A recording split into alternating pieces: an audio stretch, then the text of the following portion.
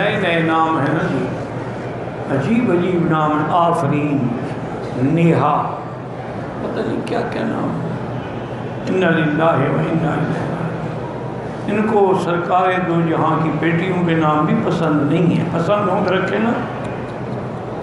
سرکار کی ازواج مطہرات جو امہات المومنین ہیں، جن کا قرآن نے ذکر کیا، ان کے نام بھی پسند نہیں ہیں،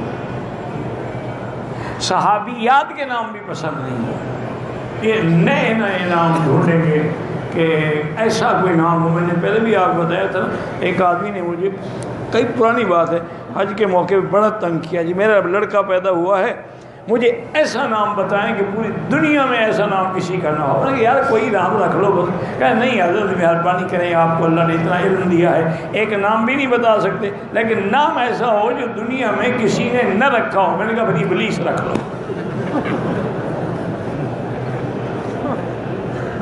کہتے کیوں؟ میں نے کہا ابلیس کسی نے بیٹے کا نام رکھا ہے؟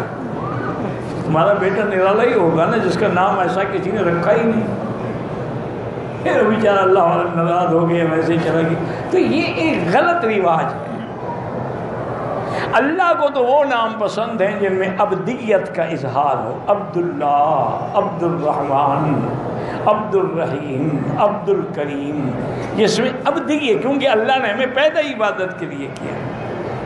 اور جتنے صحابہ کے نام ہیں ان کے اندر بھی ویسے یاد رکھے کہ عرب کے اندر بھی یہ رواج تھا کہ مردوں کے نام ایسے رکھتے تھے جس سے دشمن پہ روب پڑے، عورتوں کے نام ایسے رکھتے تھے جس میں خوبصورتی جھلکی ہو۔ وردہ ہے، یعنی گلاب کا پھول ہے، ریحانہ ہے، جیسے ببری کی بوٹی ہوتی ہے خوشبو والی، اور مردوں کے نام کہ اسد ہے، فہد ہے، یعنی شیر ہے، تاکہ دشمن پر روب پڑے۔ یہ عرب کا ایک رواج تھا، لیکن بہرحال میں نے فجر کی نماز